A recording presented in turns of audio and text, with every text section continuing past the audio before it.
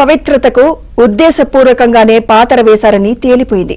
తవ్వే కొద్దీ జగన్ అరాచక పాలన సృష్టించిన సంక్షోభం తెలిసి వస్తోంది. అధికారంలోకి రావడమే తిరుమల పాలనను అస్తవ్యస్తం చేసేశారు. అత్యంత వివాదాస్పదులుగా ముద్రపడిన తన బంధువులకు, అధికారులకు టీటీడీ పగ్గాలు అప్పగించి వారి ఇష్టారాజ్యానికి కలియుగ దైవాన్ని, భక్తులను వదిలేశారు.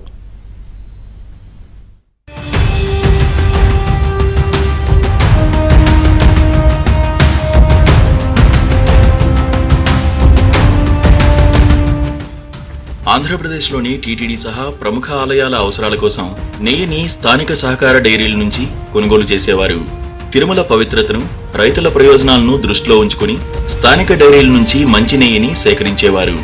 దీనికోసం అప్పటి ప్రభుత్వాలు జీవో 418ను కూడా జారీ చేశాయి. ఈ ప్రక్రియను ప్రొక్యూర్మెంట్ విధానం ద్వారా చేపట్టాలని అందులో స్పష్టంగా పేర్కొన్నారు. తిరుమల పవిత్రతను కాపాడడానికి తీసుకున్న ఈ నిర్ణయాన్ని మరింత బలపరుస్తూ 2019లో అప్పటి టీడీపీ ప్రభుత్వం మరొక సర్క్యులర్ జారీ చేసింది. ప్రముఖ ఆలయాల్లో ఉపయోగించే నెయ్యిని కూడా స్థానిక సహకార డైరీల నుంచి కొనుగోలు చేయాలని అందులో స్పష్టం చేసింది. ఆ తర్వాత కొద్ది మాసాలకే టీడీపీ ప్రభుత్వం దిగిపోయింది.